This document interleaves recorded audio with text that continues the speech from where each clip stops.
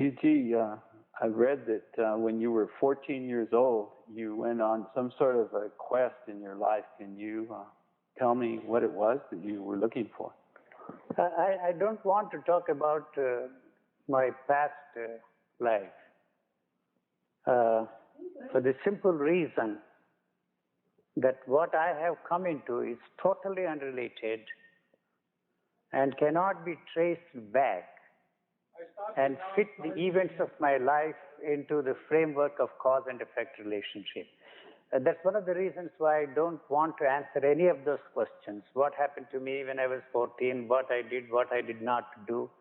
One thing I always emphasize and overemphasize at the risk of repetitive way of saying things is that despite everything I did, whatever happened to me has happened. This is my line which I repeat all the time to make it very clear that there is no way you can prepare yourself to come into the state or whatever word you want to use, and it is not possible for you to prepare yourself to step into this or stumble into this state. That's the reason why I deliberately use the word stumble.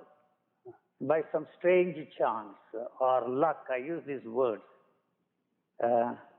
to emphasize that my past has nothing to do with it, and despite everything I did or I did not do, I have stumbled into this, it is a sheer luck. I have to use that word luck because there is no way I can logically explain it to anybody. So it's not the luck of one who bought a lottery ticket and from then on is waiting to win $50 million. I showed you a cartoon published in a Chinese newspaper. Somebody bought a $50 million lottery ticket. He went to a monastery there and sat in front of Buddha and asked for his blessings to win. And you know the standard way of this mudra, he lifted his hand like that, and the fellow who bought that lottery ticket interpreted it as saying that Buddha wanted 30% of his fortune. Joking apart, there is no way you can fit whatever has happened to me in the cause and effect relationship. That's the reason why I always use the word is acausal. Acausal. And it's really not spiritual that you're talking about. You're not talking about a religious experience or a spiritual state. Not at all, not at all. That has surprised me because I expected to stumble into a kind of a state or get into a state where I will always be full of love, compassion, in a blissful state. Instead, I found that this body was freed from all those ideations and meditations and started functioning in a very natural way.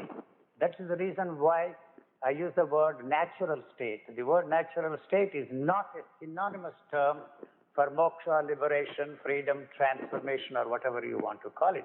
The body, when once it is freed from this stranglehold of religious thinking, as a matter of fact, all thinking is born out of the religious thinking of man. Your political, economic, legal, every mode of human thinking is born out of the religious thinking of man.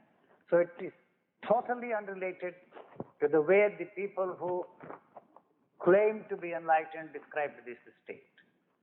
And so, I don't know if it makes any sense to you. So people, when they say you're too nihilistic or you're too negative about things, you're not really that negative. What you're doing is talking about something very different. They have to take shelter under the word negative because these statements are so positive that this is trying to destroy what you have taken for granted as positive. And so you have to put that label on me, call me a negative man. You see, all that I'm saying is negative, and so on and so forth. So you're not... Instead of accepting the fact that this is almost, I don't like to use the word shattering, the very structure that you have taken for granted. This is the one and the only one and the real one. So you have to put this or that kind of a label on me and call me a nihilist, an atheist, a cynic, and your language is very rich with all that kind of vocabulary. So anything that we affirm as a positive aspect of our own journey, you would say is a part of something we're constructing out of our thought. So you don't want to let that go. Why that is all that you have.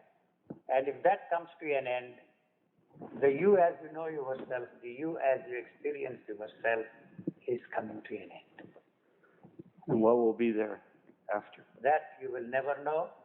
I have no way of finding out what I am left with, except to tell you how this body, freed from the stranglehold of religious thinking, is functioning in a natural way. What is left here is the pulse, the beat and throb of life. And the intelligence that is there, which is totally different from the acquired intellect, can handle anything that this body faces in its survival mechanism. I don't know if it makes any sense to you. You don't seem to suffer at all. I don't know what kind of a suffering you are referring to. The psychological pain is totally absent here. And the psychological pain is very important for you because you are struggling all the time to fit yourself into the value system created by our society and our culture. And so you don't have the guts, the courage to question the value system. If the value system is questioned, you are questioning the whole structure, your belief structure. And so when once you begin to try to put that in its proper place and reject it, you'll be confronted with the situation that you have to reject those who are responsible for that also. That's one of the reasons you hope and try everything possible to fit yourself into that framework. And I always say that you live in hope and die in hope. You are not going to succeed. So the goals are never questioned by me. I am questioning the goal. So if you accept that the goal is the one thing that you are interested in, all that you are doing is not taking you anywhere near, and there is no way you can achieve that goal. So what you are left with is the struggle, the pain, the misery. And you have to live with that and enjoy your misery. So the other pain you are talking about, caused by physical pain, the body has a way of handling. The physical pain is more acute than the way it is affecting the body, because you are linking up the sensations of pain and through the help of thought, so you feel the physical pain more acute than what actually it is. The body can handle the sensation of pain in its own way if it is not captured by thought. See, the thought has this way of linking up all these sensations and give continuity to it. But I am not for a moment saying that you should endure pain for any reason, spiritual reasons, or to prove to somebody that you can endure pain. It's a different matter. Right? If there is some way you can free yourself from pain, I think you should do it. And not fall for the commercials that they are selling all pain relief drugs. So for you, the linkage between the thoughts, two sensations of pain through the help of thought is really the one that is turning a natural sensation of pain into a very acute one. and you, there's no linkage between There is no linkage. It does not mean that I am free from physical pain. That's all that is there. If the body cannot handle that, take care of it. And your paranoia about freeing yourself from this pain instantly is responsible for the continuity of pain. So body has a mechanism, a built-in mechanism, a system, a sort of an immunity system that can handle the pain in its own way. But if you are not patient, you see, and give a chance for the body to work it out in its own way, you have to take the help of painkillers. And fear, is it the same as the pain? I don't know exactly what you mean by pain. I mean the fear. Fear is something which you can never come into contact. Fear is something which you can never experience. And what you experience is what the thought says is the fear. The thought captures the sensation of pain within its framework and calls it fear. But you have never come into contact with pain. You have never touched the sensation of pain. It's after all a sensation. The fear of something coming to an end is what you are really interested in freeing yourself from. But supposing you see a cobra and then you step back. If you are frightened, in a psychological way, if I may use that word, quote and unquote, you emit odors. So the cobra has to take the first step. It doesn't give you a chance to destroy the cobra. If you are not frightened of the consequences of encountering a cobra there, and this body is not involved in the fear of something happening,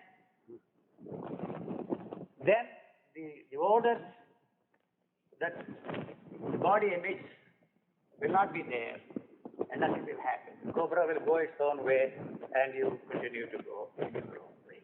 So every attempt that you make to free yourself from fear, every therapy, every technique, whether it is a psychiatric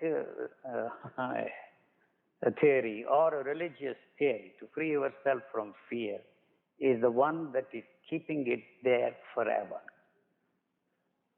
So actually, you are not doing anything to free yourself from fear. Whatever you are doing is the one that is strengthening and fortifying it. Because you have no way of touching that fear. You see, it is what you are doing to free yourself from fear is the one that separates the thought from the fear. And then once it is separated, you have no way of freeing yourself from that. So what you are actually doing there is dealing with how to be free from fear and not fear. Fear is not there anymore. It's a sensation which lasts not for long. All the sensations are very short-lived. And so the moment you do something to free yourself from what you call pain, you have separated yourself from fear. The fear is not there anymore. What you are dealing with is how to be free from fear, what kind of a therapy you should have to free yourself from fear. In the future, you are not dealing with fear at all. So whatever you are doing, all the techniques you are using to free yourself from fear, if they touch, and that will be burnt. So it will never, never touch the fear. So actually, you do not want to be free from fear. If the fear comes to an end, you will drop dead here. I guarantee that. What will be left there is anybody's guess. You will never know. He may sit there, the gentleman who is looking at you, and assure you and reassure you that you are very much alive, but you are not dead. He would tell you. But the you as you know yourself, the you as you experience yourself, isn't there anymore. So you do not want the fear to come to an end. What is there is only the fear. Everything you are doing is preventing the possibility of fear coming to an end. So all those therapies which people are selling in the marketplace cannot help you to free yourself from fear. And what can? Nothing will. You do not want the fear to come to an end. You face that. Accept that fact.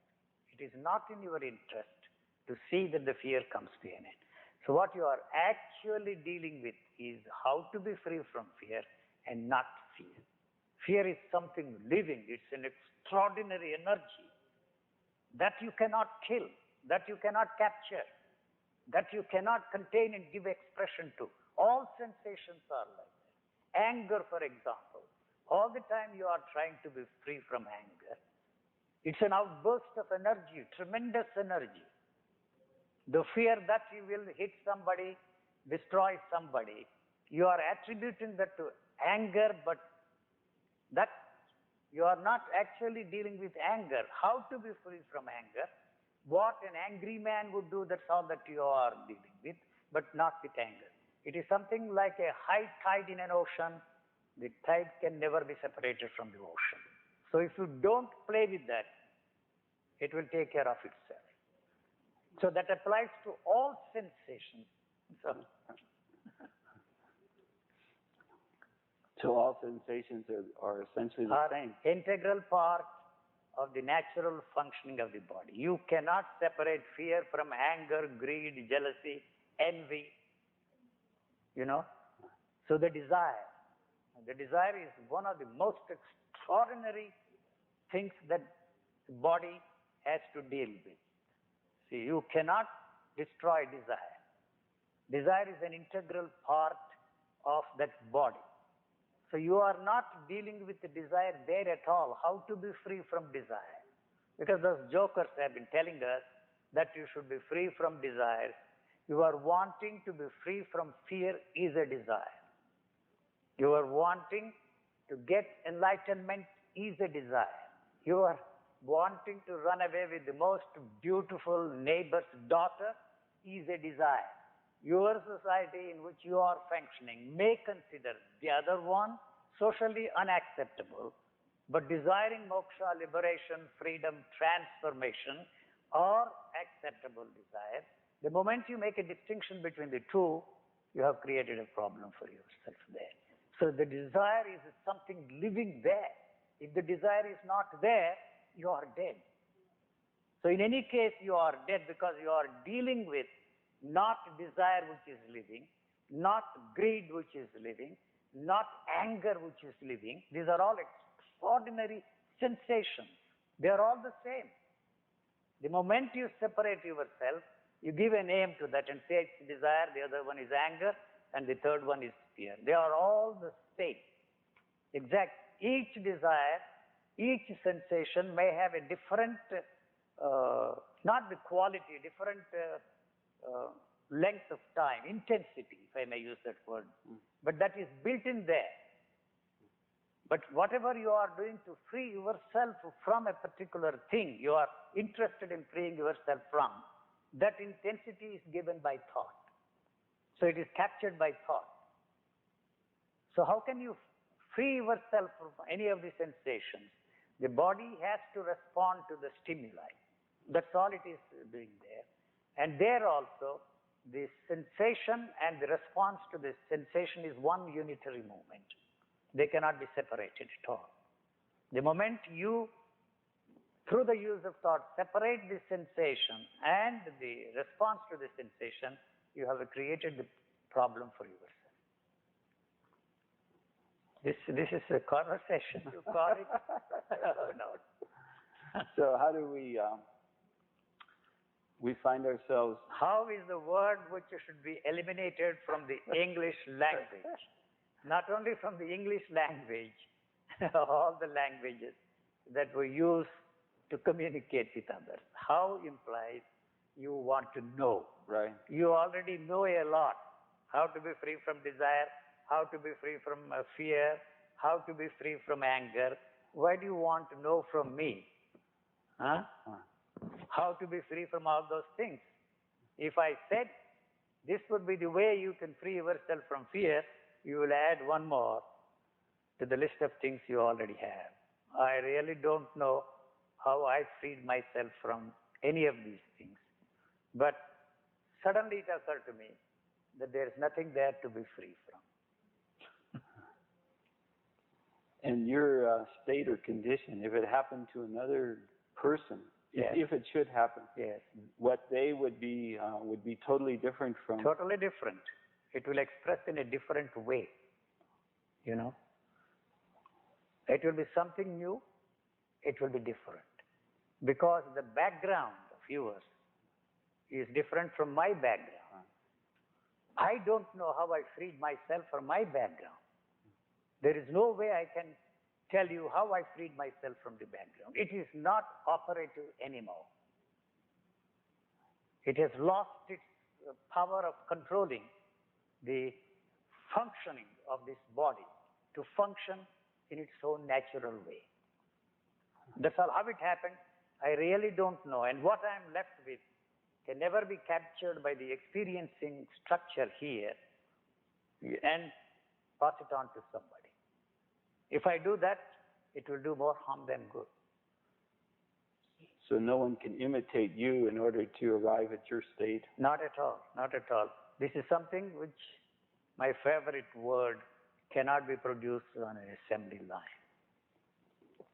So this has no value for me, and it cannot have any value for the society, because it cannot be fitted into that value system. Actually, it destroyed the stranglehold of the value system in this individual. So any attempt on your part to use this will destroy your value system. It is interested in continuity. It is interested in perpetuating itself. That's all it is interested in. That is the reason why you are fighting with whatever I am saying.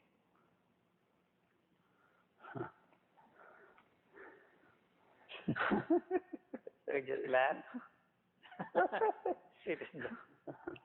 So people, when they talk to you, it's really a battle to hold on to what they already have. I wouldn't call it battle, but Struggle. Huh? People are struggling to hold on. I don't know. You should know what's going on there. I have no way of describing what's going on there. It is not you. The one that has created what you call you does not want to accept this, because that would put an end to it. So it is that is fighting this battle. That is not interested in touching this at all, because this would destroy that. So that is interested in perpetuating itself. It has a built-in mechanism that keeps it going. Thank you. Yes, at the same time, Yes. there seems to be so much peace around you. I mean, is there a name you could, or how would you describe that, or why would you say that's there? I don't know, and I have no way of finding out whether I am at peace with myself. There is no way. I can tell myself, this is you. You are at peace with yourself. You are in a state full of compassion, love. You see, all those phrases you don't seem to realize create the division in you. Just love implies two. I love you. Wherever there is a division, there is a conflict, there is a battle there. So you don't live in any division?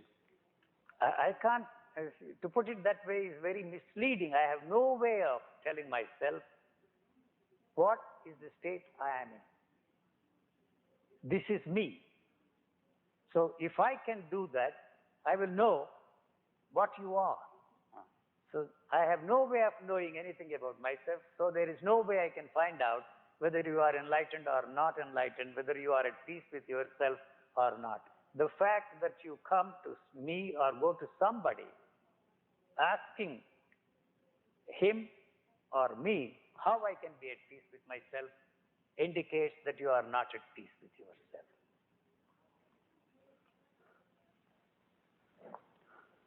That's enough, I suppose. We have said a lot. And thank you for this so-called conversation, dialogue, interview between us both.